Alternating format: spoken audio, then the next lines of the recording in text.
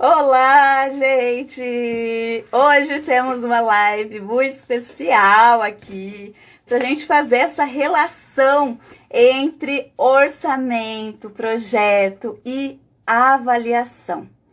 E então quero trazer para vocês uma especialista em área de gestão de obras e nós vamos bater um super papo. Olá, engenheira Vanessa! Olá, vamos lá. Vou colocar aqui.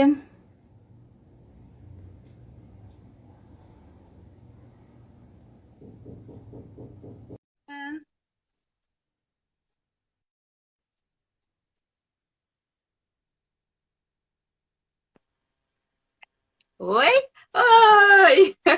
Oi, Vanessa, tudo Olá, bem? Que tudo prazerzaço, hein? bem? E aí? Que prazer conversar com você.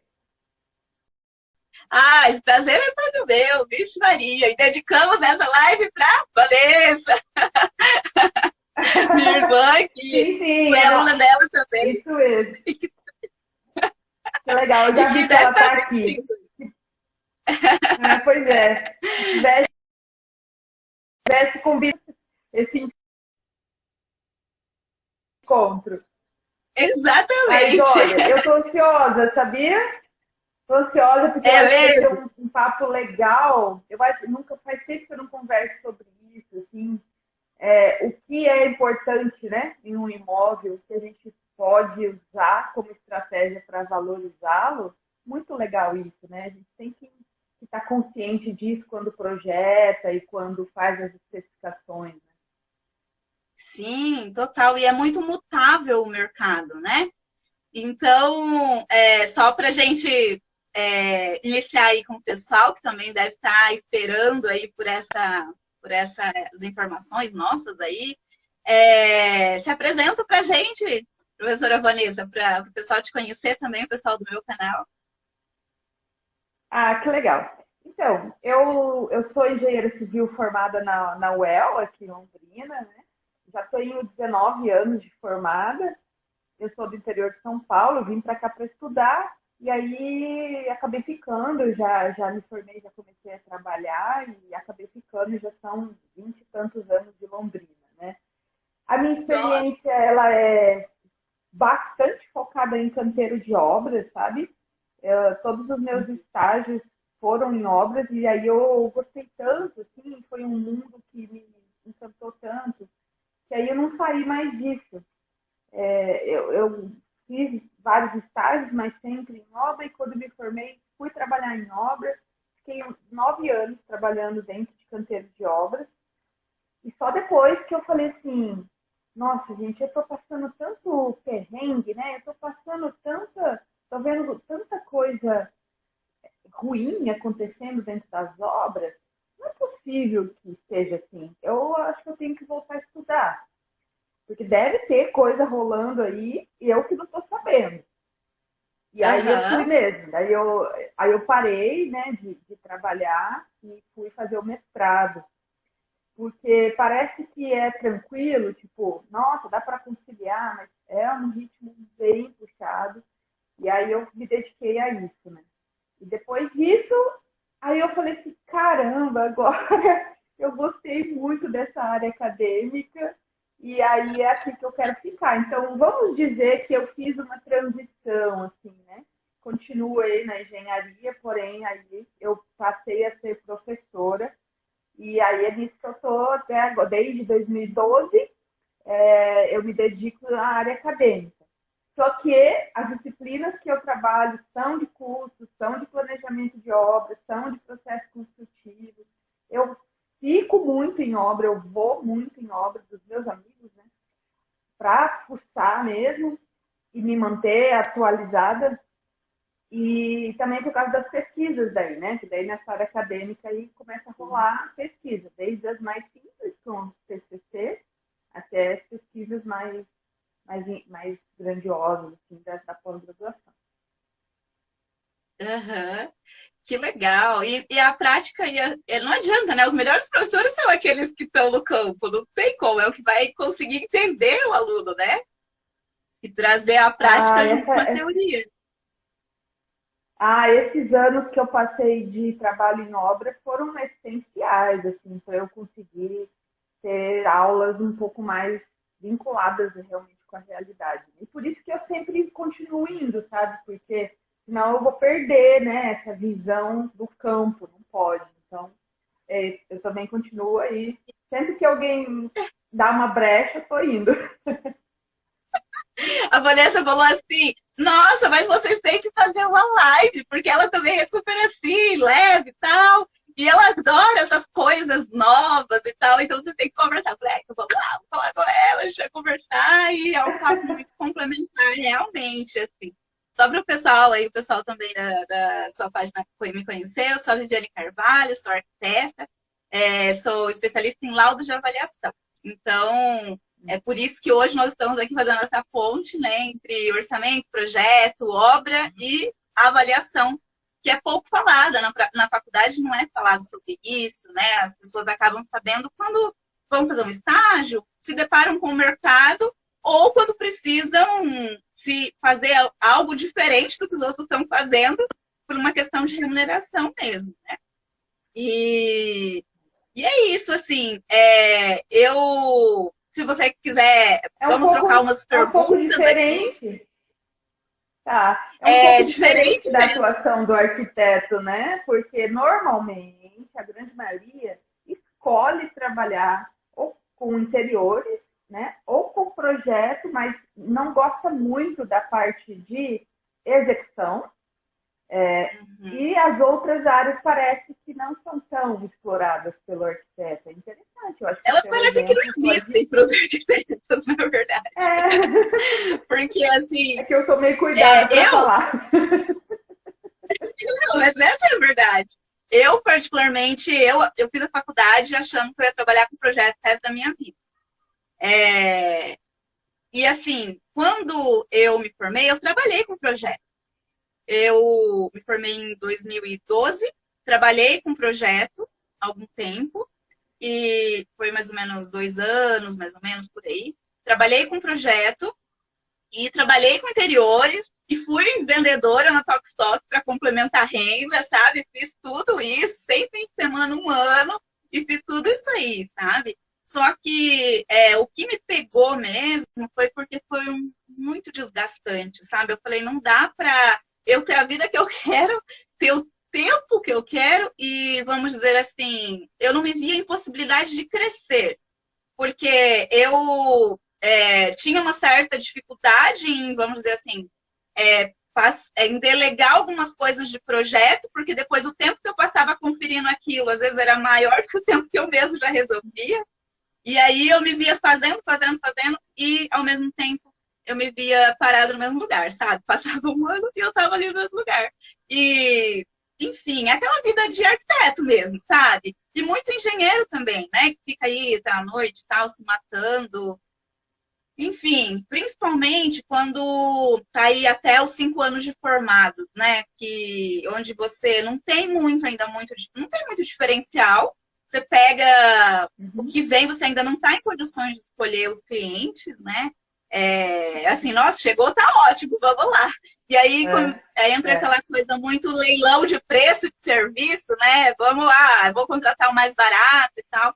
E eu não conseguia entregar um trabalho. Eu até, assim, eu nunca fui assim aqui falar, eu vou cobrar o mais barato de todos, não, porque eu não achava justo, sabe? Porque eu sabia que eu ia entregar um negócio decente.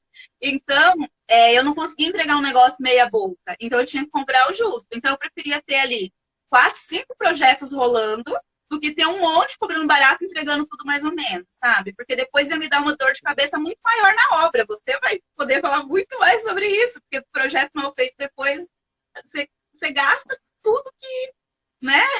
Então, isso não era muito legal. E era projeto batendo na prefeitura e às vezes voltava com coisa que nem tinha pedido para arrumar antes.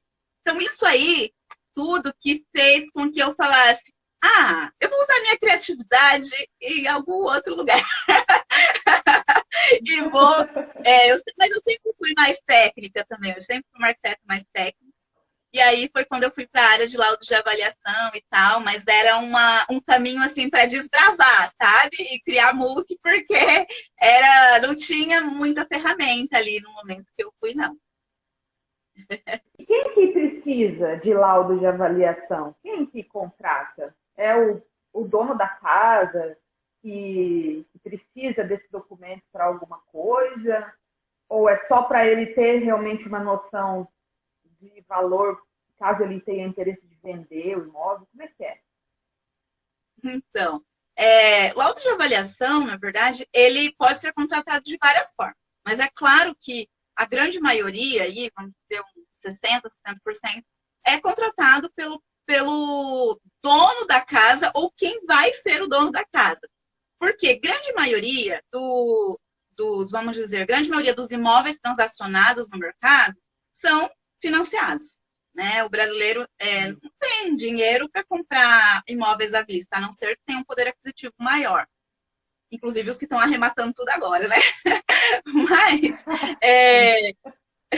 Mas assim, a grande maioria financia. E para você financiar um imóvel, qualquer pessoa, pode ser uma casa simples, pequenininha, de 40 e poucos metros quadrados, ou pode ser uma casa acima de 1 milhão, porque o pessoal pensa que casa de 1 milhão, 1 milhão e meio, 2 milhões, o pessoal não financia. Financia, porque às vezes não quer se descapitalizar.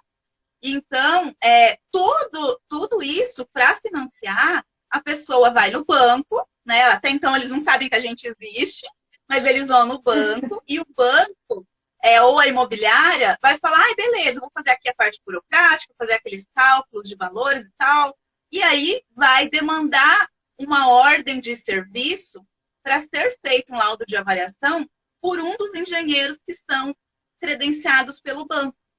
Então, todo banco tem os seus engenheiros e arquitetos credenciados. Eu me coloco na parte de engenharia, apesar de ser arquiteta, porque nós somos engenheiros de avaliação.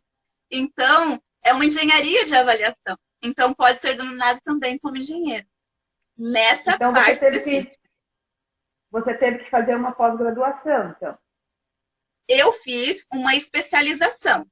Mas você pode atuar sem pós-graduação, na verdade, porque eu vou ser muito sincera. Não é a pós-graduação de avaliação de imóveis que te dá o repertório para atuar. Porque muitas vezes você gasta tempo, aí 1 ano e 8 meses, né, quase 2 anos, e tempo e dinheiro. Uma especialidade diferente, não é uma especialidade barata. Na época que eu fiz, acho que eu pagava uns 700 mais ou menos por mês, 700 e pouco. Então, você leva esse tempo e você não sabe como quer fazer na prática, sabe? Você sai, no final das contas, sai sem saber avaliar, porque dá aquela pincelada no fim de semana, mas na prática é outra coisa. Na prática, cada setor trabalha de uma forma.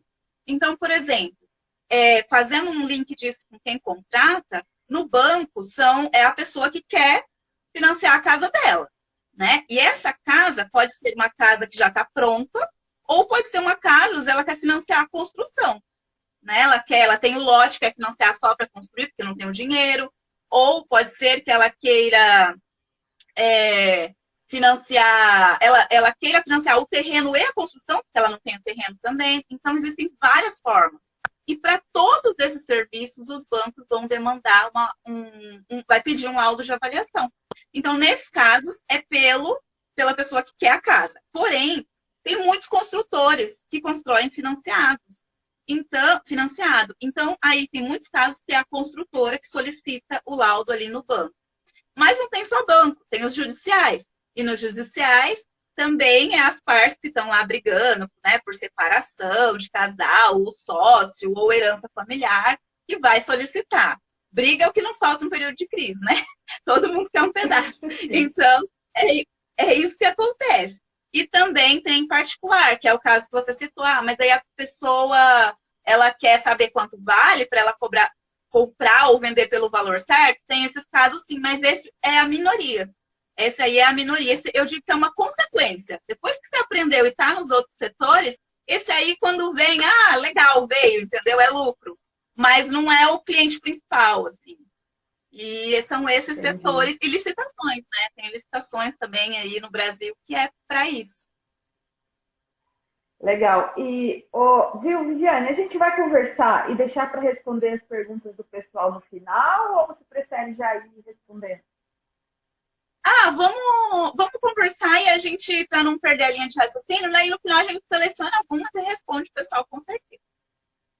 Legal. Então, Fica aí, gente. sabe A o que gente... eu.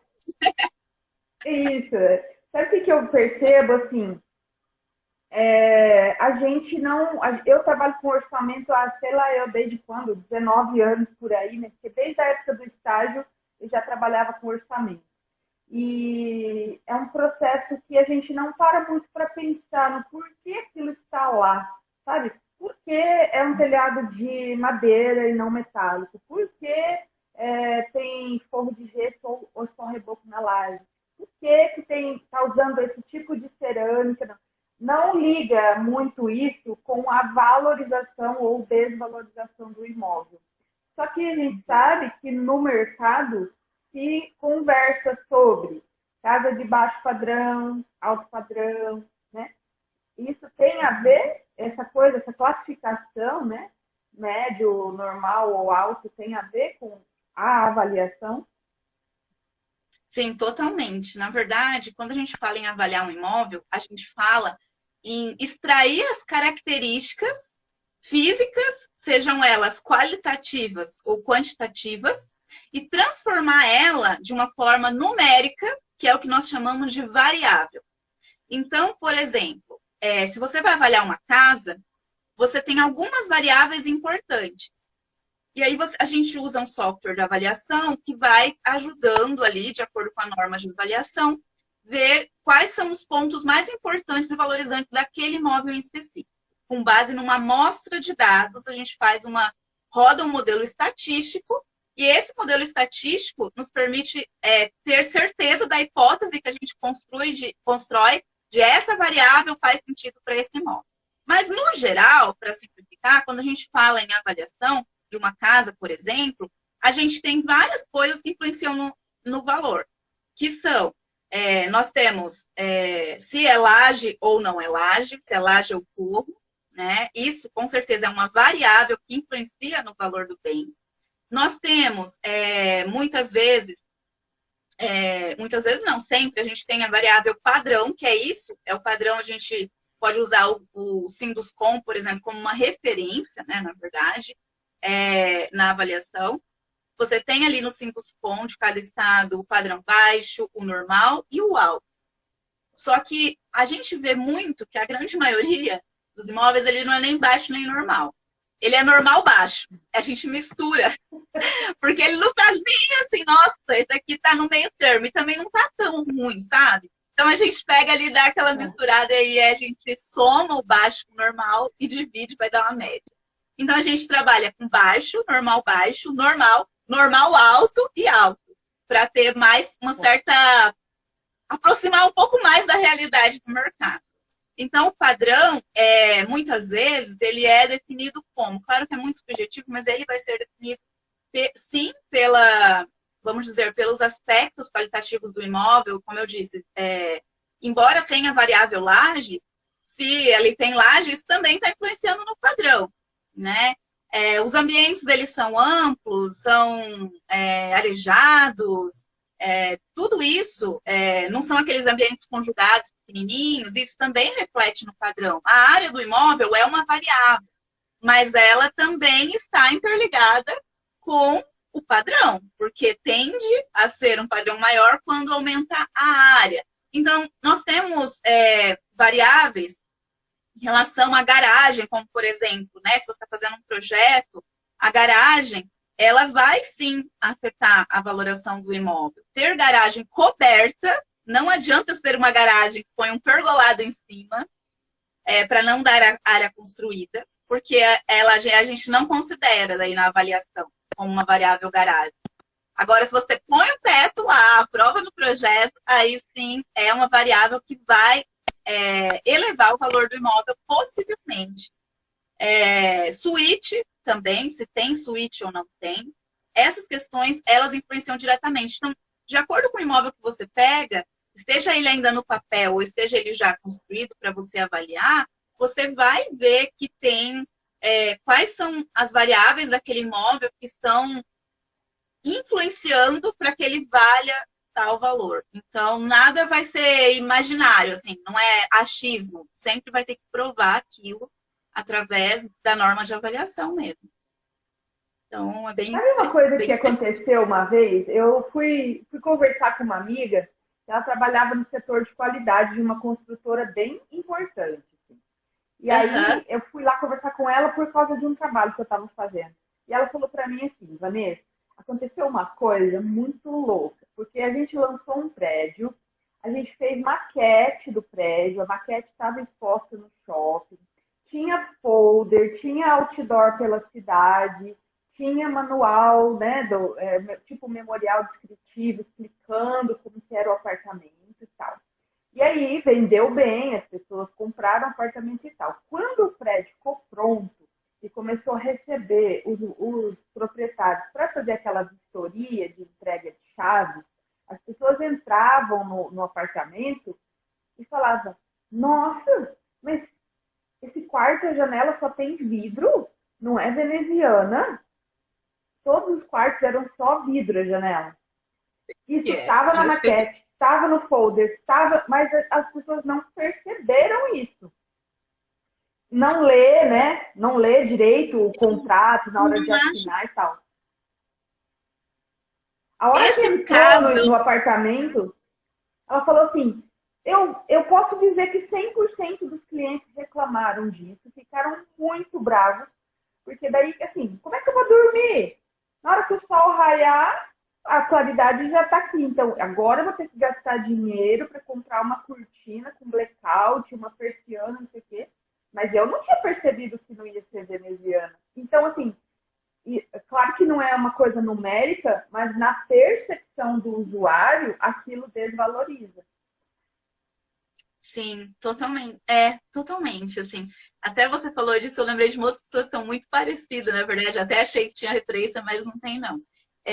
Sim, na percepção do usuário, realmente desvaloriza e é algo que, por ser subjetivo, tem que estar dentro do padrão, né? Não tem como pôr uma variável, assim, que seja tão significativa como, por exemplo, a veneziana, tem ou não tem, né? Mas está dentro do padrão, aquilo está fazendo sentido, tanto que dentro do padrão tem a influência, janela de ferro tende a ser um padrão mais baixo, vidro temperado está ali entre o normal baixo e o normal, né? Alumínio já, então assim, isso tudo tem os critérios dos padrões, né? Então isso vai influenciar, sim.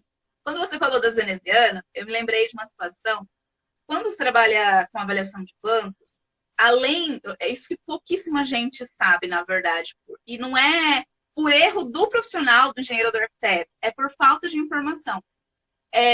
Acredita-se, né, quando vai fazer um projeto, precisa da lei da prefeitura, precisa do Código Civil, precisa de todas essas coisas que a gente já sabe, NBR e tal. Normas de desempenho e tudo mais. Mas, muitas vezes, o cliente não conta para o profissional se ele vai financiar ou não. Ele não conta isso, ele quer o projeto dele. Tipo, eu quero um projeto. Às vezes o projeto até consegue pagar à vista e tal. Mas não conta que ele vai financiar. Às vezes no meio do processo descobre, enfim. Isso para mim tinha que ser tinha que ser na reunião de fechar o negócio, sabe? Que o engenheiro arquiteto podia perguntar se ele sabe o que tem pela frente. Por quê? Além de todas essas normas, os bancos têm as suas próprias também. Então, tem os informativos de dentro do banco, que apesar de se a pessoa for ali numa agência e tal, às vezes até consegue, porque não tem cadernos técnicos que não são sigilosos, né? Tem documentos que são sim, tem documentos que muitos são, mas muitas vezes os cadernos técnicos são as normas de como fazer os projetos, execução. Então, por não ter esse material, o pessoal constrói lá, dá até dó, sabe? Porque constrói bonitinho, aprova na prefeitura.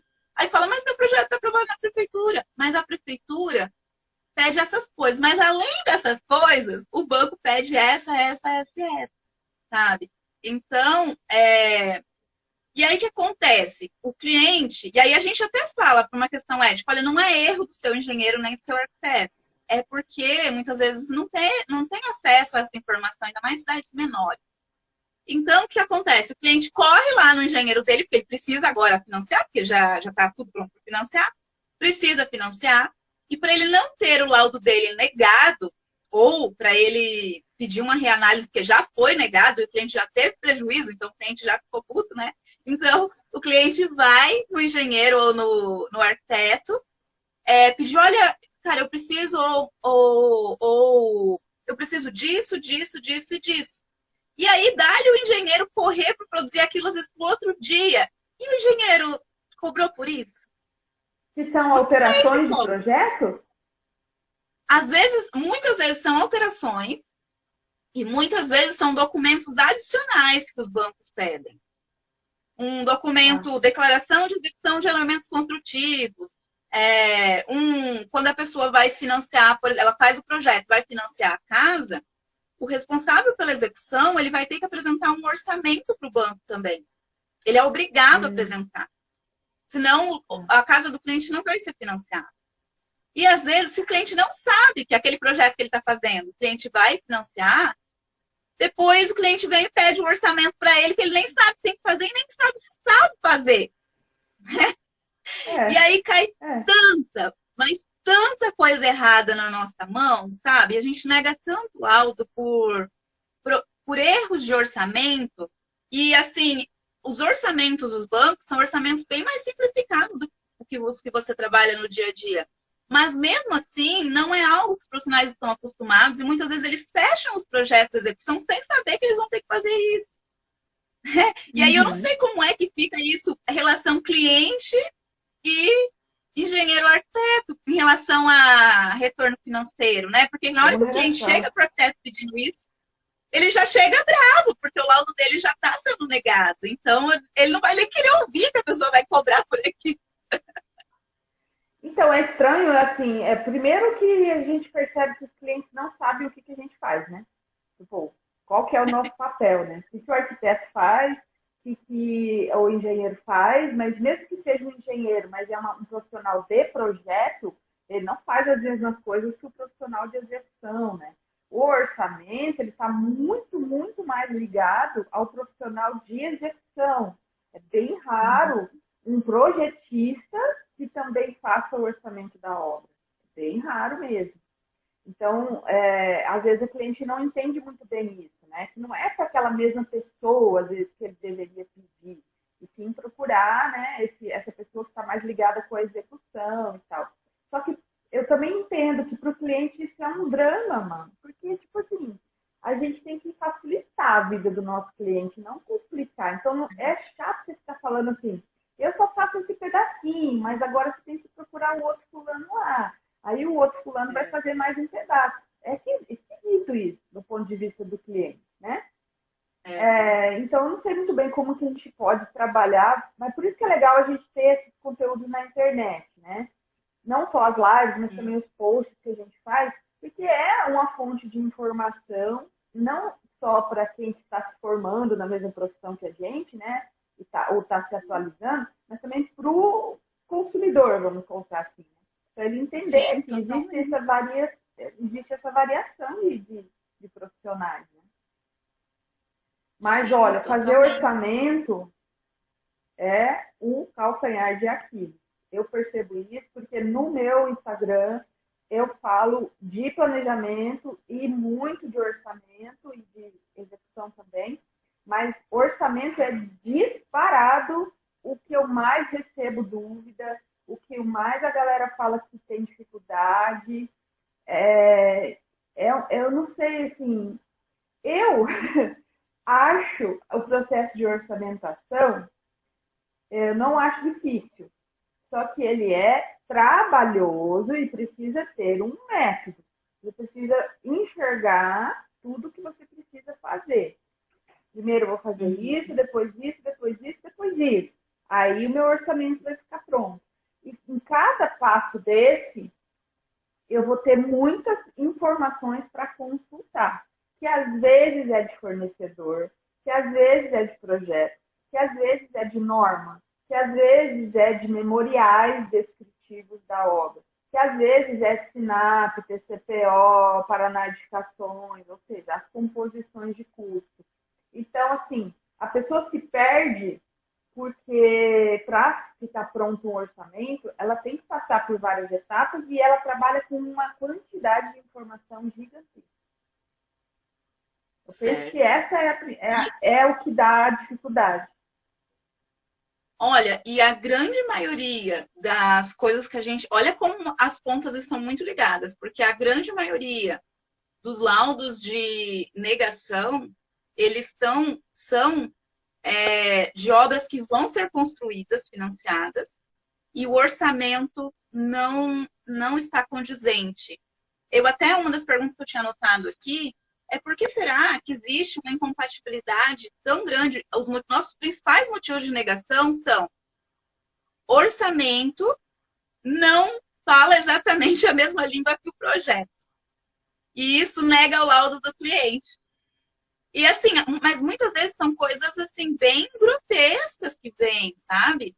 Que eu tenho a sensação desse efeito dominó do profissional, às vezes, ter tantas dúvidas de orçamento, e aí fazer ali só para atender o cliente, né? Sem ter a capacitação adequada. O que você relaciona isso, Vanessa? Ó, primeiro que assim, como eu sou professora de orçamento lá na universidade, eu percebo uma coisa assim. O aluno que faz a disciplina de orçamento, ele termina ela ou ama ou odeia. Em geral, não tem um meio termo. É assim, ou ele se apaixona e fala, cara, que legal que é isso, de eu ter noção do quanto custa cada etapa de obra e eu conseguir fazer alterações que deixam mais caro, mais barato, né? E ele gosta, porque ele se sente motivado disso, né? E tem aqueles outros que falam, pelo amor de Deus, eu nunca quero trabalhar com isso. Porque isso é muito chato, é muito repetitivo, tem muita planilha, tem muita informação e eu não quero. Então, o primeiro lugar é que muita gente não gosta. E a hora que vai fazer, faz, eu acho que meio sem dar tanta importância. Se não gosta, com certeza não aprendeu a fundo, né? Então, aí acaba saindo com ele. Mas existe uma dificuldade também, que é assim, ó. Se eu não sei como que aquilo é executado, eu não consigo orçar bem. Então, se eu for a pilar, se eu não sei como que acontece um pilar na obra, eu não vou orçar direito. Porque eu preciso enxergar o processo construtivo muito bem para conseguir fazer o custo daquilo real. Aí, é tipo assim, eu faço com os alunos assim, ó. O que precisa executar? Quais são os passos para executar um bloco de fundação? Gente, um bloco de fundação é um cubo de concreto enterrado. Tipo, assim, todo engenheiro seria capaz, né, de descrever como executa. Mas não é tão intuitivo assim, não. Né? Aí a pessoa fala o básico, ela fala assim, tem que fazer o buraco, né, que é a escavação, aí tem que colocar forma, aço e concreto. É o básico que ela fala. Mas ela não fala que tem que compactar fundo, fazer laços de concreto, que tem o transporte daquele solo que foi retirado, que tem a desforma, né? Depois tem a impermeabilização. Aí tem que devolver terra ao redor, é o reaterro. Muitos desses itens não consomem material, mas consomem a hora de trabalho do funcionário, então custa. Uhum. Essa dificuldade é gigante. A pessoa precisa conseguir visualizar a vida real, obra, para daí ela conseguir compor aquele custo legal, correto. E aí falta essa vivência um pouco. Você falou da questão da impermeabilização, é impressionante como a gente recebe orçamento sem impermeabilização. Assim, eu Mas isso digo, aí é são porque, coisas tipo... básicas. São coisas básicas, entende? É isso que eu tô falando, que eu acredito muito que é a falta de saber, muitas vezes. na hora de fechar um projeto, uma execução, de qual vai ser o caminho pela frente, por onde o cliente quer ir, para a pessoa já saber com que ela vai arcar, né? Porque se ela vai financiar, em algum momento vai te pedir uma planilha de orçamento. Se você for o responsável técnico da execução. Se você for o responsável pelo projeto, vai te pedir alteração do projeto conforme o banco pede. Então, assim, tem essas questões, porque tem questões, motivos de negativas em banco que são construtivos e tem motivos que são documentais. Quando está no orçamento, é negado e tem algo errado, é negado por um motivo documental. Agora, quando está no projeto também, quando está na obra já executada e tal, algum problema assim, aí é um motivo construtivo. Mas essa questão, outra coisa que a gente até mudou a ordem aqui das coisas que eu tinha contado, mas tá excelente. Outra coisa que eu ia te perguntar era em relação. Outra coisa que acontece muito no dia a dia de obras, principalmente obras de menor porte, né? Que a grande maioria, Minha Casa Minha Vida, Casa Verde e Amarela, essas coisas. O povo não coloca. Que também é extremamente básico. São duas coisas que acontecem. Ausência de verga contra verga e distâncias de fossa e sumidouro. Não é uma vez por semana que eu nego laudo por isso. É bem mais. Então, assim, o que acontece, né? O que acontece? Eu vou aproveitar e eu vou fazer tipo um desabafo aqui. Porque, assim, toda vez que eu coloco um post no meu Instagram sobre uma regra construtiva, aparece centenas de comentários de gente dizendo que aquilo não precisa, que aquilo é frescura, que eu sou teórica demais e que não precisa, e tem um outro jeitinho de fazer, né? Os engenheiros, eles ficam encontrando soluções mirabolantes para não seguir norma. Então, uma coisa assim, ó, tem que fazer, eu falo assim, tem que fazer forma na estrutura. Não precisa. Você coloca tijolo de um lado, tijolo do outro, recheia e faz um pilar. Você coloca uma lona na terra ali no buraco e resolve a vida. Porque forno é assim, ó, aparecem umas receitas de bolo do arco da velha, mas o pessoal fica teimando que realmente não precisa. Então, a prática construtiva, ela vai se perdendo, entendeu? Não valoriza. Olha, pensa só. Olha a prepotência de você achar que um grupo de profissionais se reuniu, discutiu, estudou e criou uma norma. Mas você sabe mais que eles, porque você sabe fazer de um jeito que não precisa. Eu acho, assim, de uma extrema autoestima, né? Aqui, né? Não é, gente? E ele não percebe que ele está criando um problema para ele mesmo. Porque a norma, às vezes, ela é burocrática, sim, mas no fundo ela nos protege. Se você passar, se sua obra tiver problema, e passar por uma perícia, e você tem documentado, fotografado, que durante a obra você foi fazendo, tira foto da impermeabilização que você fez, tira foto das camadas ali de revestimento, para documentar que você executou corretamente como pede a norma. Você vai ter um argumento de defesa, porque assim, mesmo assim, a obra eventualmente pode ter um problema, né? Mas você se garante, porque você seguiu. Agora, se você não seguiu, aí você não tem defesa nenhuma. Tá totalmente à mercê. E eu acho que o problema é esse.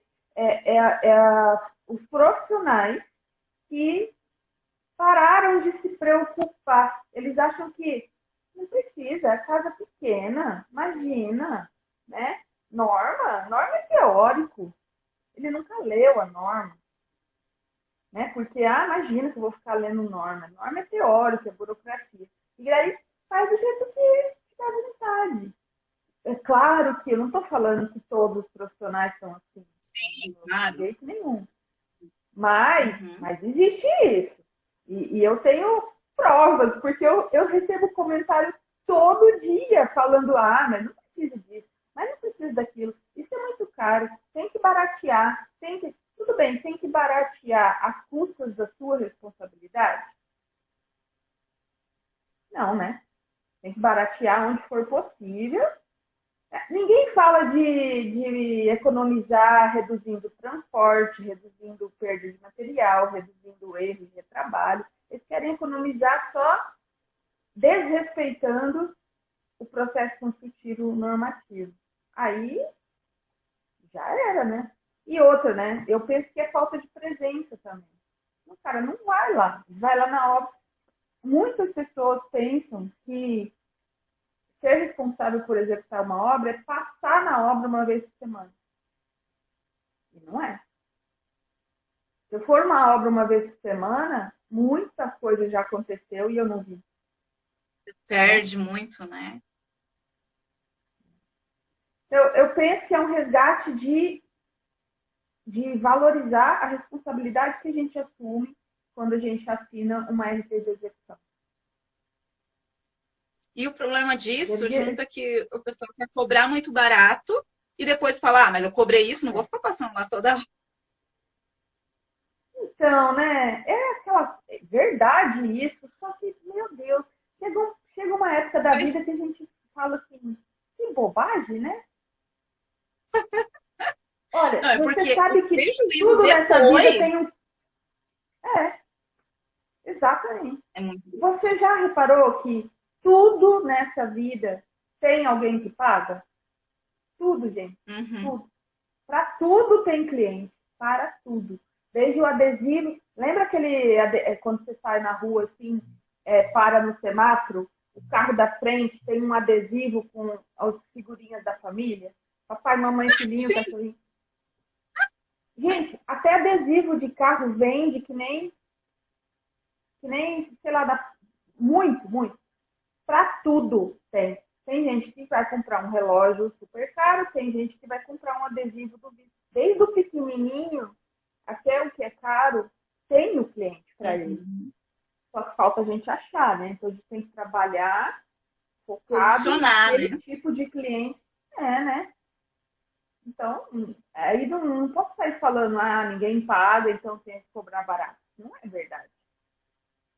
É que você tem que saber o que você entrega. Se você sabe o que você entrega, você sabe que não pode cobrar menos que aquilo e você vai cobrar o justo pelo seu trabalho. Ninguém está falando de cobrar além do justo, tem que cobrar o justo. Luxo, agora, se né? nem a pessoa acredita, se nem a pessoa acredita que vale aquilo que ela está fazendo, nem fica difícil o cliente pagar, né?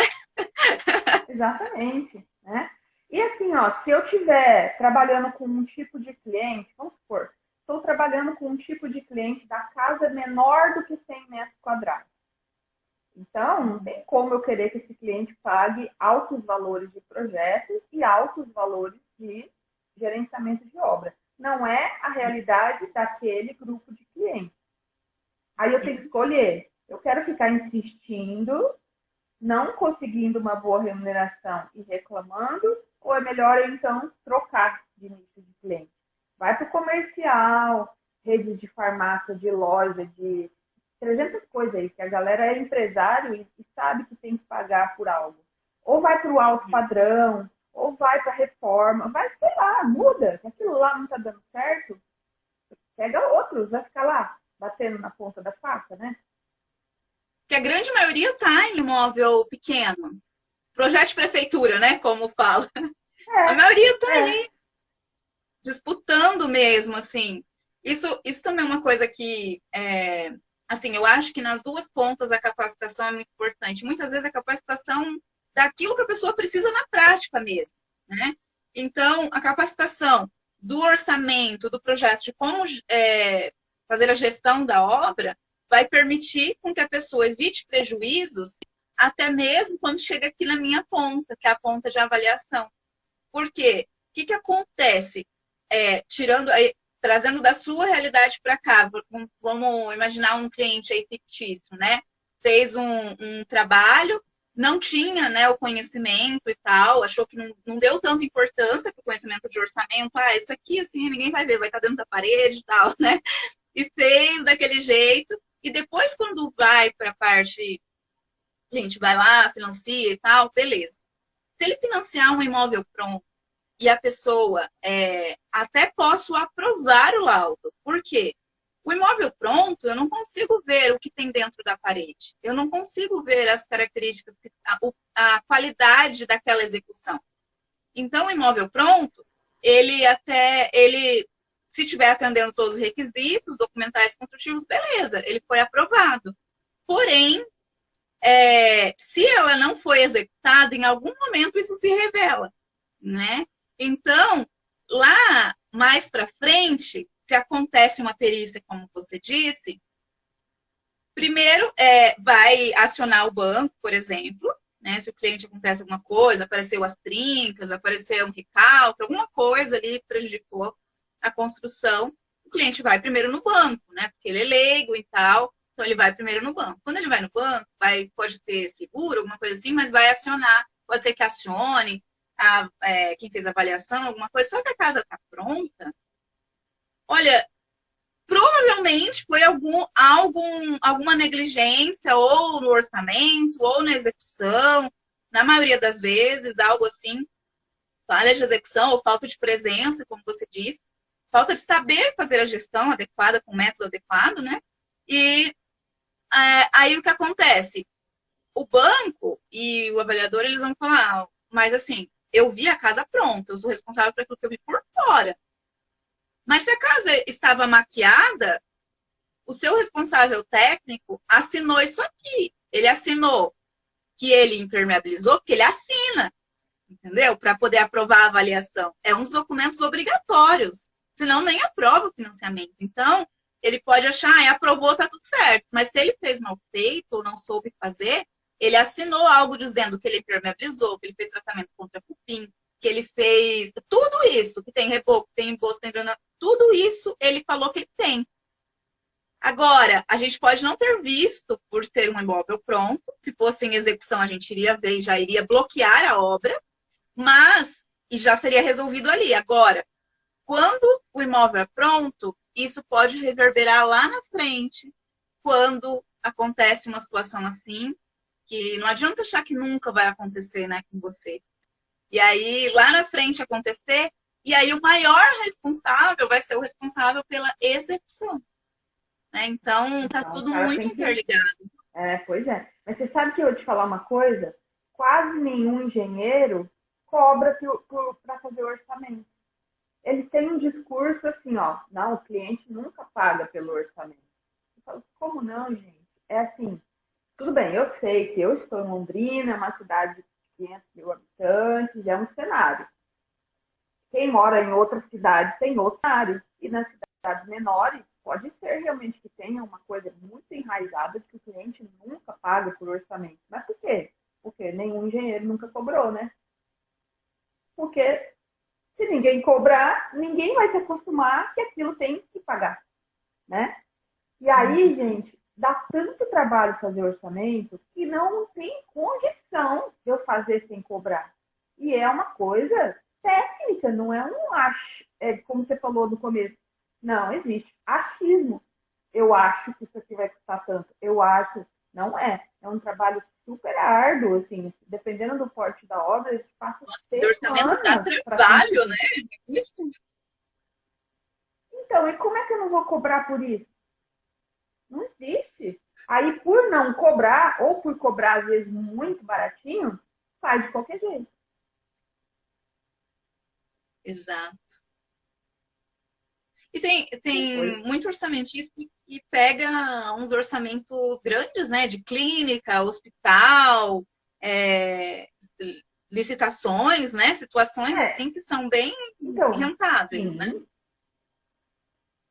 Normalmente, quando você vai fazer um orçamento que é de uma obra clínica ou qualquer tipo de comércio, mini shopping, sabe, galerias de loja e tal, você está lidando com pessoas que são empresários e eles entendem que aquilo tem um custo.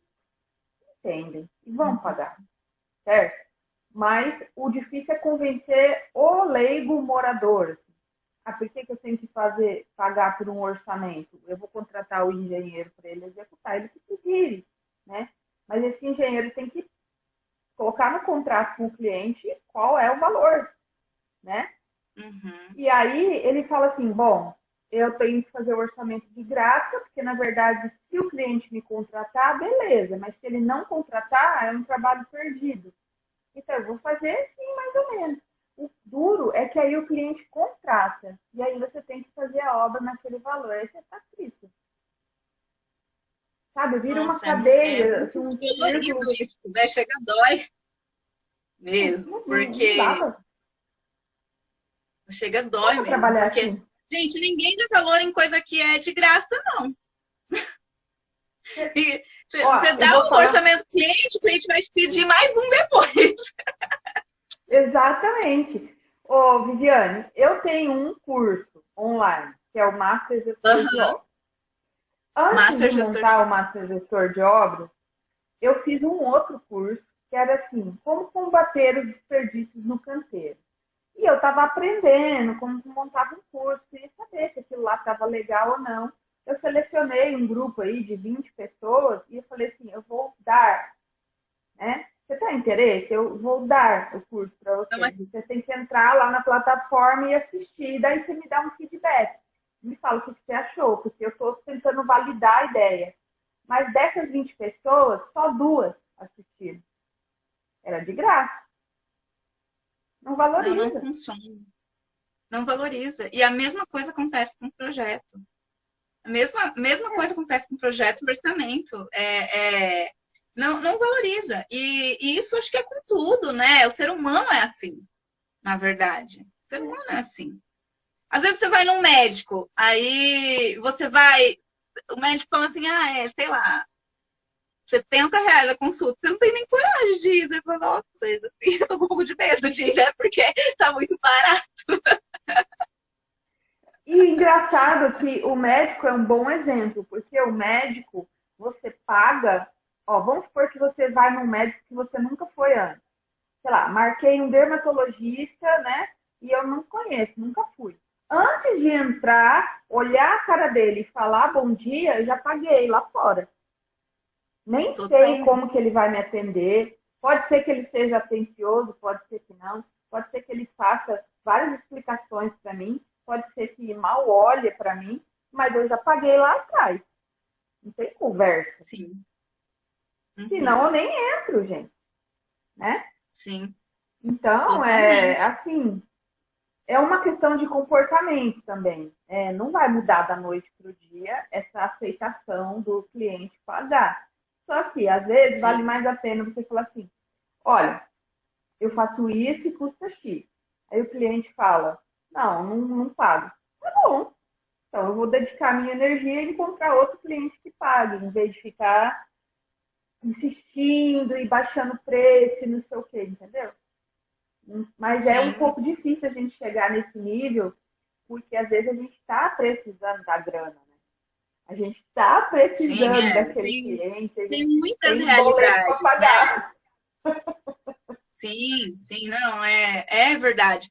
A minha única preocupação em relação a isso poxa, quando eu comecei a trabalhar com um projeto lá em 2012, eu tinha que complementar a renda como vendedora para dar conta de manter as contas fixas.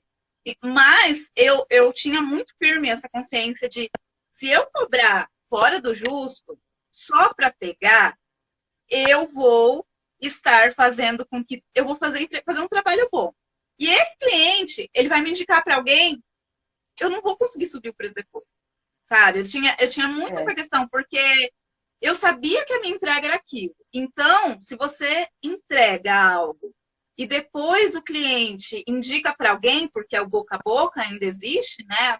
No meio digital hoje está aí, mas ainda existe o boca a boca, ele vai acabar falando. Ah, mas é baratinho, né? E aí você vai ter que ficar sempre nessa, entregando ou uma coisa meia boca, ou sofrendo muito para entregar uma coisa que tá aquilo que você acredita, de qualidade, mas levando, né? Sem receber, ter aquele retorno, vamos dizer assim. Deixa eu ver sim. se eu tenho mais É uma péssimo pergunta aqui que eu ser, anotei. tá? Eu É não sei péssimo como ser tá o nosso conhecido como tempo. profissional baratinho, né? É pelo que você quer ser conhecido, né? Essa é a questão, realmente. Eu tinha, eu tinha anotado aqui também. Eu nunca trabalhei com orçamentos direcionados para financiamento. Mas como eu entendo Aham. bastante de orçamento, eu acredito que não teria tanta dificuldade, né? Será que é um processo muito Não, diferente? não, de forma alguma. A dificuldade não é com o profissional que conhece a área de orçamento. A dificuldade é com o profissional que negligencia o orçamento. Porque aí Ah, vem coisas erradas e não são coisas. É como eu disse, os orçamentos para banco, eles não são orçamentos gigantes como vocês estão acostumados. São muito mais simplificados, são planilhas padrão do banco, muito mais simplificadas. Então, quando vem erros grotescos, sabe aquela coisa que quando vem um erro você já olha assim meio torto para o negócio, você já fala, eu vou olhar isso aqui com uma lupa agora, porque se já errou na primeira uhum, parte é porque tá tudo errado. Então, é mais ou menos isso. O problema aham, é que isso acarreta motivos de negação para o cliente, ou seja, o cliente ele vai ter que pedir para analisar de novo. Para pedir para analisar de novo, ele vai ter que pagar para o banco de novo, para o avaliador, para quem for fazer o trabalho. Para nós, o pessoal acha que a gente gosta de negar laudo. Para nós não é uma coisa assim vantajosa, porque só esse trabalho do cliente ligando bravo, da gente ter que, se for uma questão construtiva, ter que voltar no lugar, da gente ter que reanalisar um negócio que às vezes não tá legal e tal. Isso, e a gente não ganha o mesmo valor quando você reanalisa, você ganha menos, né? Quando você faz um laudo de avaliação para o banco, por exemplo, de uma casa que vai ser construída, você recebe R$ 923 por laudo, por exemplo, para a Caixa, né?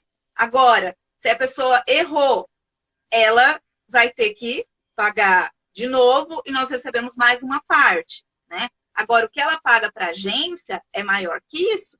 Então, o prejuízo dela com laudo negado é grande e ela vai ficar brava com o avaliador, mas assim, ele não é, a pessoa não é meu cliente direto, eu trabalho para o banco. Então, se tiver que negar, eu vou negar, né? Eu vou cumprir as regras e vou negar. E ela vai ficar brava com o responsável técnico dela por não entender qual era a responsabilidade dele, como uma consequência de algo que nem ele entendia, né? Porque ele aceitou fazer um trabalho que ele entendi. não conhecia. Então, Não é sabia, né, realmente que ia ter financiamento envolvido. Sim, exato. Viu? Mas Saber que o vai ter banco, um financiamento. Oi? o financiamento liberado para o cliente, o financiamento que o banco libera é em relação ao custo da obra, que está no orçamento do engenheiro, ou em relação ao valor que você determina no laudo? Em relação ao orçamento mais a avaliação do terreno dele. É assim, aí também está uma questão que nega muito laudo. Quando o cliente vai financiar uma obra e ele tem o terreno, ele, ele tem o terreno e vai financiar para construir. Então, ele entrega um projeto, entrega alguns documentos e entrega um orçamento no formato do banco. O que acontece? O valor do orçamento mais o valor que a gente avalia o terreno, que já é dele, Ah, obrigatoriamente para o laudo ser aprovado, tem que ser menor do que o valor da avaliação do imóvel como se estivesse pronto. Então, o que acontece? tá. O valor da avaliação do terreno mais o valor do orçamento tem que ser menor do que a avaliação do imóvel pronto. Só que quando o terreno é do cliente, a gente, a princípio, pelos normativos, é preciso considerar que o valor, como o terreno já é do cliente, existe um normativo, por exemplo, dentro da Caixa que diz o seguinte, que o terreno ele não vai ser avaliado por modelo estatístico, se o terreno é do cliente. Ele vai ser avaliado como 30% do valor da avaliação da casa pronta. E nem sempre Hum, isso corresponde à realidade. Então, o que acontece? Às vezes, você avalia ali a casa como se ela fosse estar pronta, que tem que constar no laudo avaliação, né? Você avalia a casa como se ela estivesse pronta, e você tira o terreno do cliente, você tira 30% e coloca como sendo o valor do terreno. Quando você soma aí esses somos dois, 30% mais o orçamento. Oi? Aí soma os dois e o que acontece? E às vezes ultrapassa o valor da avaliação do imóvel como se estivesse pronto. E aí nega o laudo por inviabilidade técnica. E aí, quando o terreno não é do cliente, a gente é pago para fazer tanta avaliação ali do imóvel como se estivesse pronto e avaliar o terreno que vai ser financiado também, porque o terreno não é do cliente. Nesse caso, costuma dar menos inviabilidade. Agora, porque não está atrelado os 30%, né? Não é engessado. Mas o que acontece? O pessoal, como vai receber o dinheiro do orçamento mais o dinheiro da avaliação do terreno, e não o valor final da avaliação, que o valor final da avaliação é como se ela já estivesse pronta para ser vendida, por exemplo. Já teve uma valorizaçãozinha da construção para ela pronta. Então, acontece o seguinte, a gente avalia o terreno e a gente pega o orçamento. Beleza, deu esses dois menor do que a avaliação como se pronto estivesse, passou, beleza.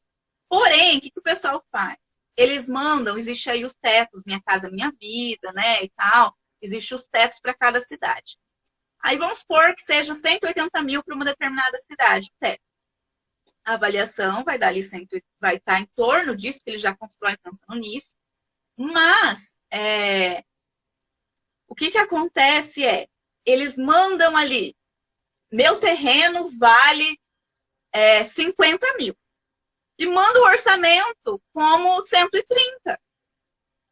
E aí a gente fica sem margem para trabalhar. Porque quando que a minha avaliação final, que possivelmente vai girar em torno dos 180, se corresponder à realidade do programa, como é que, tanto que se passar de 180 vai ter que reprovar, vai cair em outra linha de financiamento, por exemplo, em algumas situações. Como é que eu vou ter margem para trabalhar se ele já falou que o terreno vale 50 mil e mandou um orçamento de 130, sendo que o imóvel pronto tem que valer 180?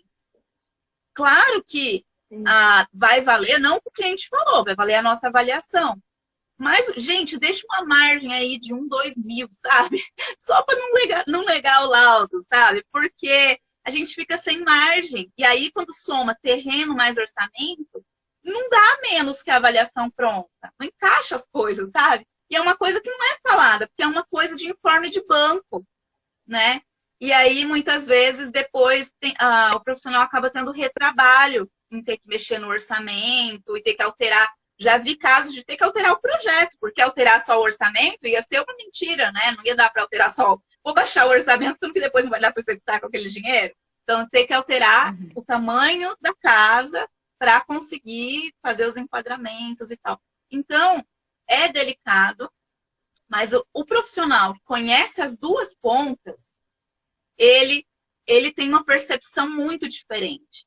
E ele pega o cliente por saber se posicionar, por apontar os riscos. Então, muitas vezes, quando eu falo em trabalhar com avaliação, ele vai trabalhar com avaliação, mas ele vai saber pegar o cliente de projeto se ele quiser. Porque quando ele vai fechar com o cliente, ele vai cobrar o justo, levando o cliente para um nível de consciência de que há risco se ele fizer com qualquer pessoa. Então, assim, olha, eu vou te cobrar isso, mas eu já sei como funciona a outra ponta de avaliação, eu trabalho com isso. E eu sei que você vai precisar disso, disso e disso. E isso eu sei te oferecer, não vai ter surpresinha. O cliente paga para não ter surpresinha, né? Então, as duas áreas estão muito... O profissional que entende de avaliação, ele devia prestar consultorias para os projetistas e profissionais de execução. Mas, justamente, eu trago esse nível de consciência para os meus mentorandos, porque eu tenho programa de mentoria, ele não fica constantemente aberto, eu abro ele de tempos em tempos, provavelmente vai ser aberto entre junho e julho, novamente, porque eu me dedico a cada turno. Então, onde eu ensino a fazer o laudo, trago esse nível de consciência, motivo de negativas de banco e ensino a se credenciar nos bancos também. E o pessoal pensa que só existe banco caixa, né? A gente fala, porque a caixa ela é uma grande demanda realmente. Aquela demanda que se chegar, assim, você entrou na caixa, chegar a demanda, você vai, com certeza, dependendo da região, ganhar de 7 a 15 mil reais. Eu coloco 10 para ficar mais simples, né? Mas faturamento, geralmente, quando trabalha com a Caixa, é de 6 a 20 e poucos mil por empresa. Então, assim, você vai ter. Só que como eu trabalho de uma forma sincera com o que a gente tem no momento hoje no mercado, a gente tem editais do BNDES aberto agora, tem edital do Banco do Brasil que está aberto, mas além desse a gente tem edital do Banco de Brasília, a gente tem edital de Minas Gerais, a gente tem edital no Espírito Santo, Banco da Amazônia, tem um monte de edital aberto, né? É que o pessoal só ouve falar Caixa, mas trabalhar sabendo somar essas demandas dos outros bancos e aproveitando, mesmo que você já tenha um trabalho ou você trabalhe com um projeto autônomo e tal, aproveitando esse conhecimento e sabendo pegar o cliente de projeto no bom sentido, no sentido de conhecimento, você vai ter um diferencial muito grande para elevar o seu faturamento. Exatamente. Nossa. E ninguém enxerga as oportunidades, você está vendo? Como é que todo mundo fica reclamando, né? Crise. Mas os financiamentos estão super bombando, né? O mercado imobiliário está em alta, enfim. Mas é só, deixa eu te falar uma coisa. Na prática, quem acaba fazendo esses orçamentos? É o projetista? Que acaba, o cliente volta lá, bravo e tal, e aí esse projetista acaba fazendo esse orçamento? Ou tem engenheiros que são daí contratados só para fazer esse orçamento? Olha, eu vejo o seguinte, na prática, para a gente tem que chegar sendo assinado pelo responsável técnico pela execução. Para a gente, para aprovar o laudo, tem que ser assinado pelo responsável técnico pela execução.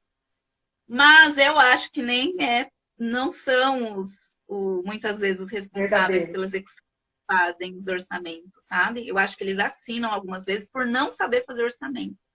E colocam o deles em risco, né? Porque eu vejo que quem sabe fazer o orçamento, muitas vezes pega esses serviços.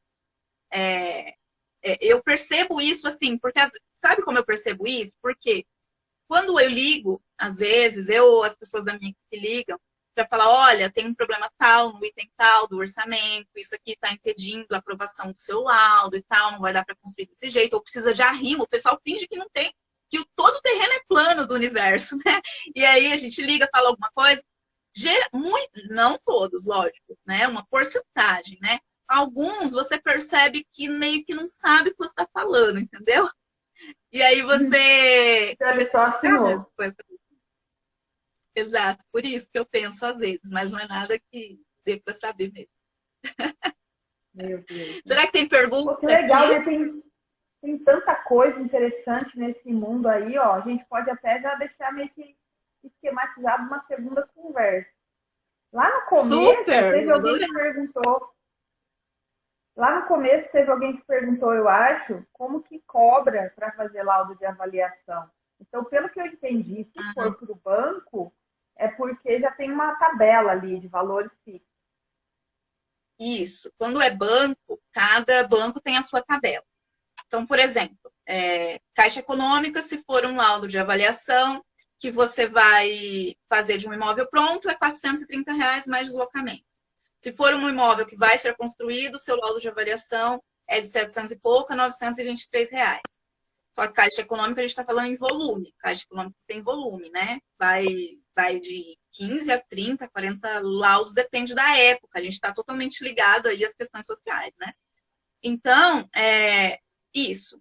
Agora, quando a gente fala em Banco do Brasil, são mais imóveis prontos. Aí é R$ 450 o laudo. Quando a gente fala em BNDES, que nós não sabemos ainda qual vai ser a demanda, porque o edital é inédito e abriu agora, a próxima lista de convocados vai ser em setembro, é 1.450, o mesmo laudo que é pago 430 na Caixa. Então, assim, é interessante, né? Porque, se vier um, já é como se eu tivesse feito 3. E, assim, para você preparar o material para você entrar, é um laudo completo, tem toda a questão, né? Que tem que saber preparar, tem que ter um guia, né? Com isso que eu trabalho com os mentorandos, tem que ter, assim, é muito difícil entrar sozinho, sem saber as portas, sabe?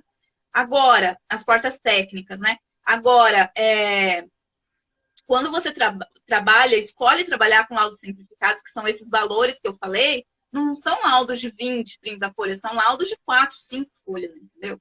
Então, muitas vezes você cobra R$ 1.000 aí para fazer um projeto que você fica amarrado, um projeto de prefeitura numa casinha que você fica amarrado 2 meses ou para sempre.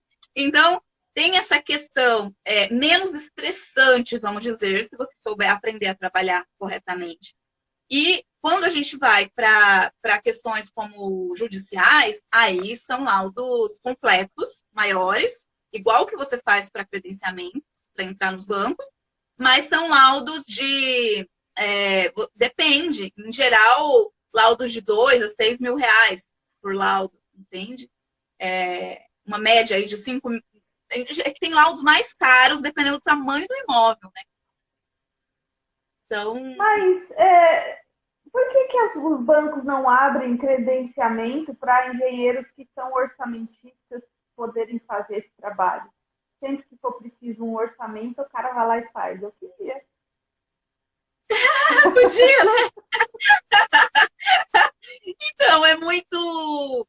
assim, você tem que você tem que ter para... Eles não falam que tem que ser o orçamentista, mas com certeza, se você for orçamentista, você consegue, sabendo laudo de avaliação e orçamento, pegar... Tem mais atividades, além de laudo simplificado. Tem laudo completo, tem laudo de avaliação de outros tipos de imóveis maiores, de empreendimento inteiro. Então, se você tem essa boa conexão entre essas duas áreas, você consegue escolher mais atividades e aumentar a sua demanda. Então, se você tem o conhecimento como orçamentista, o que você precisa ter para fazer parte dos bancos? Eles não vão dizer, olha, eu preciso de um orçamentista. Mas você sabendo orçar, você sendo orçamentista, e sendo engenheiro civil ou arquiteto, você precisa de um certificado de pelo menos 20 horas de avaliação, que é o que a gente tem dentro do programa, a gente emite certificado para banco também. E aí, você, com isso, e a sua pasta técnica, com os documentos, com o seu laudo que comprove a sua capacitação, você manda, e aí, se você acertar tudo, por isso tem que saber, tem que ter um acompanhamento, porque se você mandar tudo certinho, você entrou, não é concorrência. Agora, se você errar um negocinho assim, aí você tá fora. Né? Então, você tem que ter um guia, você tem que ter um roteirinho ali, sabe? Mas você pode entrar só para dar uma complementada aí, ó. Recruta o pessoal que... Não, super legal. É porque tem que, assim, às vezes abre uma oportunidade que a gente não enxerga, né? Atualmente, então, é o próprio candidato ao financiamento que tem que providenciar esse orçamento para entregar na documentação. Né? Isso, exato. Exato. Hoje Só que é legal, talvez os profissionais que trabalhem com isso, se posicionar que trabalham com isso. Porque, às vezes, na hora que o cliente está procurando, ele não acha. Né? Então, legal, tá aí legal. o meio digital, né? Para se posicionar que trabalha com isso. Porque, às vezes, como você disse, às vezes é uma casa. Mas se a pessoa vai orçar um comércio, algo maior para financiar, ela não vai querer brincar. E, às vezes, a casa, gente, às vezes a casinha ali, é a única casa da vida da pessoa, né? Então, ela também está colocando, assim, todas as economias da vida dela ali. Então, ela quer, muitas vezes a gente... Tem que trabalhar com respeito a isso, né? Exato, exato. Então, assim... Mas, nossa, se aquele processo for negado... se aquele processo for negado e for por um erro do orçamento que eu fiz, atrapalha pra caramba a vida da pessoa, né? Sim, a gente tem que pensar que a gente está trabalhando com gente de verdade, né? Então, tem que realmente trabalhar com respeito. Daqui a pouco derrubou nossa live. Que horas são, professora? Então, eu acho que já passou de 1 hora. Mas tá indo. Ó, tem mais alguma coisa? Perguntaram assim, a avaliação é feita pelo avaliador mesmo que os documentos não estejam ok? Ou uma coisa depende da outra? É feita. O avaliador, ele vai receber pelo trabalho, negando ou aprovando, né? E deixo muito claro, a gente não gosta de negar, porque a gente é famoso por, nossa, adora negar, né? Mas não é isso. Essa é a realidade. A gente só não passa coisa errada. Mas a questão, a gente faz sim, a avaliação é feita, mesmo laudos, mesmo os documentos estando errados e negados. Só que aí a diferença é avalia e nega. Ou seja, a pessoa não vai conseguir fazer nada com aquele laudo negado. Certo? E aí, se você aprova, aí sim ela consegue financiar. Entendi. Deixa eu ver o que mais. Vamos ver. Como ficar sabendo que trocou a versão do PFUI? Esse PFUI aí é a planilha de orçamento da Caixa, né? Então, menina, isso aí troca muito, viu? Ou menino, não sei quem que foi que perguntou. Isso aí troca muito, na verdade. A melhor forma de saber é você se manter em network com profissionais que trabalham na área. Ou então, de vez em quando, você tem que perguntar na agência, mas dificilmente vão saber informar, porque a agência não é um setor de habitação, ela cuida mais de documentos burocráticos, dos valores, né, do contato ali burocrático. Mas troca muito. Antigamente, trocava as versões, tanto desse PFUI, que é essa planilha, que é uma planilha simplificada de orçamento que faz para a Caixa, trocava assim, demorava para trocar, coisa de ano, assim. Agora, tem ano que troca 4, 5 vezes. E se você mandar a versão desatualizada, vai ter que atualizar para aprovar. Então, assim, troca muito. E junto com a versão, geralmente troca também o caderno técnico, que são as normativas. Alguma coisinha muda de vez em quando. E essa é a importância de manter o network entre avaliadores. Avaliadores, eu até diria que enquanto eu acho que engenheiros e arquitetos são muito desencontrados no sentido de se ajudar e tal, avaliadores, no geral, eu acho que como para sobreviver, você precisa estar sempre com uma base muito forte e tal, mantendo os contatos, acompanhando a mutação do mercado, eu vejo, ou é porque eu tenho muita sorte de as pessoas em torno de mim, mas eu vejo a área de avaliação como os profissionais mais aderidos, sabe? Legal. Que bom, né? E agora, importante, sabe, que eu acho que eu gostaria de deixar assim não é um conselho, né? Mas assim, um alerta. Tipo, a galera tem que fuçar nos documentos, tipo, tem que ler. Porque eu percebo isso em fazer orçamento, como eu ensino a fazer orçamento, não o do banco, orçamento profissional, né? Para a Orçamento consultora, para raiz. o cliente e tal. Isso. As pessoas vão lá, pega a composição de custo do SINAP, mas nunca leu o caderno técnico do SINAP para entender o que aquela composição considera. Nunca leu o caderno de encargos para entender, por exemplo, como se compõe lá o valor de salário, né? Então, sim, só pega aquilo que está pronto em modelo planilha Excel, mas não lê o como que aquilo foi formado. Então, aí fica capenga, né? Pode ficar bem mais sujeito a erro. Sim, então é muito parecido com aquilo que você comentou não sabe como executa, não sabe orçar, né? Não sabe de onde veio a É, informação, vai colocar, mas correndo o risco de estar errado, porque não sabe o porquê, né? Por exemplo, quando você vai orçar uma parede de alvenaria, você entra lá no sistema SINAP de composições, deve ter umas 40 só para alvenaria. Porque muda o tamanho do tijolo, muda o tipo de argamassa, muda a espessura da parede. E aí você tem que saber exatamente qual é que serve para você. E você só vai saber isso se você entende o que você vai executar lá na vida real. Né? Não é qualquer Sim. uma que serve. Então, tem que ter esse conhecimento assim, muito E dependendo detalhado da por obra, trás. altera significativamente, não altera? Sim, sim. Então, eu também tenho um jeito seguinte, ó.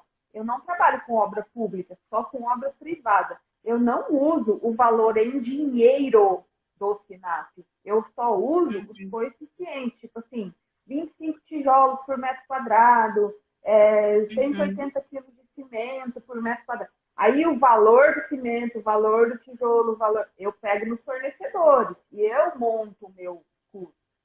Então, eu só uso os consumos, não uso o dinheiro lá. Porque o SINAP feito só com base nas capitais, eu não moro numa capital, o preço do cimento aqui não é igual ao de Curitiba, do aço aqui não é igual ao de Curitiba. Então, não faz sentido eu usar o valor que já está pronto lá. Eu só uso os consumos e calculo o meu valor com base nos materiais da cidade da obra. Dá muito mais Sim. trabalho, mas fica muito mais real. Eu ia te perguntar isso, como é que está hoje, como está afetando no seu dia a dia como orçamentista e como gestora de obra a questão da oscilação dos valores dos materiais de construção? Tá um caos, né? Tá super caótico. Tipo, tem material que subiu mais de 120% nesse último semestre. Assim. Não tem a menor condição de um orçamento ter sido feito a ponto de não sofrer com essa. Porque a gente não coloca folgas no orçamento, só o percentual de perda do uso do material, né? Mas não coloca Uhum. folgas de valor. Agora, o que eu acho que a galera se tocou, né? Os contratos têm que ser muito bem feitos, sabe? O orçamento é o orçamento com o valor que tem hoje. Não tem muita expectativa, assim, eu não faço previsões de que aquele material, que algum material vai subir de preço. Eu pego o que está valendo hoje e uso no orçamento. Só que no contrato eu tenho que fazer cláusulas que digam se algum material subir mais do que X, tipo, mais do que, sei lá, quantos por cento, variação talvez do CUB de um mês para o outro, mais do que 2%, mais do que 5%, eu tenho direito a ser reajustado. Se houver uma situação atípica de uma alta super especial de preços, o contrato precisa ser revisto. Porque não tem jeito da gente prever essas coisas no orçamento, mas nos contratos tem. Então, o brasileiro ele tem que se educar para fazer contratos, porque muita gente só no boca a boca, né? E quando, Nossa, mas quando essa dica tiver esse foi contrato, muito legal, verdade. O pessoal que está trabalhando dessa. Nossa, muito legal. E quando tiver contrato, gente, você tem que pagar uma consultoria de um advogado para ele montar o contrato para você. A gente não tem conhecimento jurídico para fazer contrato sozinho. Então você tem que explicar para ele, ó, eu quero me proteger um pouco sobre todo ano a mão de obra aumenta em julho. Se a sua obra vai passar por julho, depois de julho você já vai estar gastando mais do que o orçamento porque você vai ter que seguir o reajuste. E normalmente é de Uhum. 4% a 5%. Então, faz constar lá os meses posteriores a julho, o cliente repassa para mim, reajusta isso também. Eu não posso assumir sozinha essa alta. Então, verifica com o Sim, advogado, faz constar. Porque, assim, a gente acha que pagar o advogado é custo e eu não quero economizar, e às vezes nem faz contrato. E aí, né, fica muito à deriva. É tipo, você nem sabe onde você vai chegar, porque vira sim, com conflito, né? certeza. Sim. Você não quer Nossa, bancar você não quer bancar as despesas sozinho. Seu cliente acha que, não, mas o que eu tenho com isso? Você quer o engenheiro, então, né? Aí vira só briga. sim, totalmente. É porque está uma realidade bem difícil a questão dos materiais, né? Os construtores estão sentindo bastante também. O pessoal que vive disso, né? De construir mesmo. Até acho que comparado a outras áreas, assim, a área de avaliação foi, eu senti bem menos afetada. Eu acho que por conta da compensação de diminuição dos juros, essas outras questões que vai fazendo ajustes para as coisas não pararem de girar, né? Mas, Então, nossa, ó, quem teve bastante problema foi quem tinha contratos em andamento já, né? Aí no meio do caminho subiu tudo e o cara, meu Deus, e agora e tal. Mas quem estiver fazendo orçamentos agora e for fechar contrato de obra agora, tem que deixar isso tudo muito transparente, porque o cliente ele também está vivendo a pandemia, então ele sabe que as coisas estão malucas em relação a preço. Em sim, tudo, né? Tipo, carne está subindo, material de limpeza está subindo, tudo. Então, o cliente sabe também. Você tem que ser muito transparente. Ó, eu vou fazer prestação de contas para você. Eu vou apresentar as notas fiscais do que eu estou pagando, do que eu estou comprando. Sempre que a gente detectar uma alta X, a gente tem que renegociar. Eu não tenho condição de assumir sua obra e arcar com tudo que subir. Tem que conversar isso, tem que deixar isso muito claro. Porque Sim. se o cliente falar assim, não, não quero nem saber, você se vire com tudo, eu falo, não, então eu não vou fazer sua obra, porque com certeza eu vou ter prejuízo. É que esse é o momento da comunicação, né? De deixar as coisas claras, né? Aquele combinado não sai caro, né? É melhor nesse Exatamente. momento do que É, depois. Eu vi muito sim, não tem como a construtores, gente. assim, É muito eu vi muito arriscado. construtor. Hã? É muito Como? arriscado. Quando a gente fala que a gente vai perder dinheiro na construção civil, eu não estou falando de R$ 3.000, R$ 5.000. Estou falando de 20, 30, 100. 50, né? Realmente. Quando eu vi muitos construtores no ato das vistorias, que estavam na transição. Tinha financiado várias casas e assim, ele já tinha se acertado com o cliente, assim, eu vou entregar a sua casa, com base num orçamento que ficou defasado. Então, eles tiveram, assim, cada um teve que ter o seu jogo de cintura nessa transição, quem pegou aquele momento específico que alterou de uma vez. Teve que ter muito jogo de cintura, lidar com o bom senso do cliente, né? E alguns tiveram que arcar mesmo, porque ele tinha combinado que ia entregar a casa, né? Só que ele tinha como base o valor dos materiais de construção naquele momento. E aí muitos tiveram que entregar mesmo assim, né?